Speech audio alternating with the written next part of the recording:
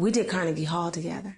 Michael Jackson, Patti LaBelle, Dizzy Gillespie in the dressing room, Quincy Jones, Rick James. Shawn Christopher's childhood dream to become a singer was fulfilled when she became a backup singer for Chaka Khan. It's like, whoa, you know, this is it. It was unbelievable. But when she was 13, that dream seemed impossible when she got pregnant and had her first child. She had 3 more children before she dropped out of high school at 17. Shawn saw no way out of her situation. Everybody was doing this and going here and doing this and preparing for proms and doing... I couldn't do any of that stuff. I was just a person taking care of kids, trying to survive in a very bad situation. But her grandmother never gave up on her and encouraged her to dream again. She'd go, you could be anything you want to be. She would tell me, don't give up. She says, dream. I think I started dreaming about being a singer, but didn't know how. Her brother, Gavin Christopher, had moved to Los Angeles and become a successful singer-songwriter. When she visited him, he introduced her to an up-and-coming band, Lovecraft. Eventually, Shawn started singing backup. When the lead singer left, Shawn got her big break. I took over as a lead vocalist for Lovecraft. And as soon as I got on stage, I knew that's where I was supposed to be. Her brother introduced her to Chaka Khan, and Shawn eventually toured with the R&B superstar. I was so grateful. I loved her so dearly. I love her to this day. She's always been like a big sister to me. Shawn's family cared for her children while Shawn toured, and she lived the life of a celebrity. But the money, limousines, and wild parties eventually led her to cocaine. When I started doing that, just recreational with my friends, it just put me into the party. But her cocaine use became more frequent and affected her now teenage children. Her daughter Courtney remembers the parties. On a school night, she'd be the one to bring people home. Hey, baby, how you doing? Once the club closed, it was hard finding the little bottles of things where we didn't know what they were, and but now knowing that it was cocaine. Courtney became a Christian. Shawn saw the change in her daughter and realized something was missing in her own life. Her daughter helped her understand what she read in the Bible. Courtney believed that God could change her mom. You're sitting there, please God, let this be. And then you watch her response to when she studies about Jesus, when she learns about the cross, and what that means specifically for her.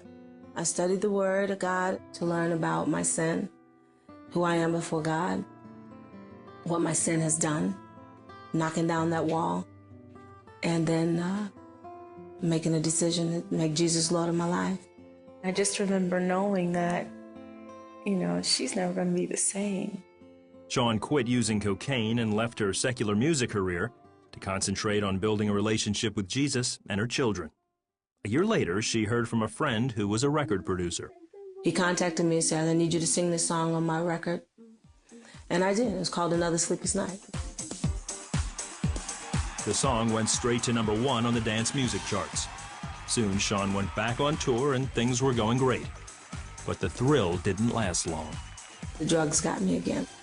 I was full into the drugs again, traveling, doing drugs, singing, making tons of money, just being a dance diva.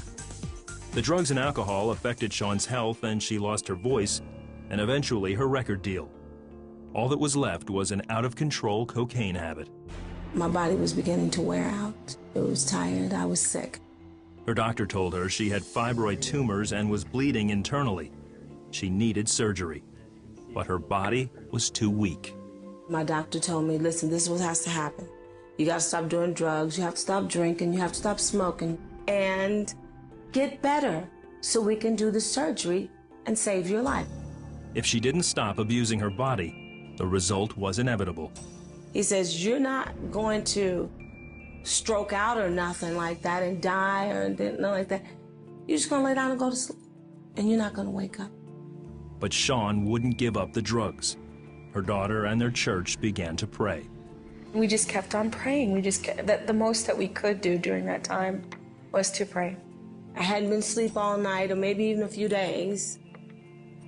And I'm going, Lord, please, please take this from me. Either let me die or give me life.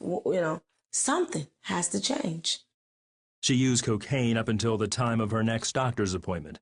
But amazingly, her health was good enough to have the surgery that saved her. Shawn says that it was clear God intervened in her life. That was a miracle. It was a miracle from God. Only He can do things like that.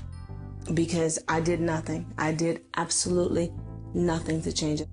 After that day, Shawn never looked back. From that Sunday in July, I've never touched cocaine. To this day, here, right now. And no desire for it. I fell so in love with Jesus.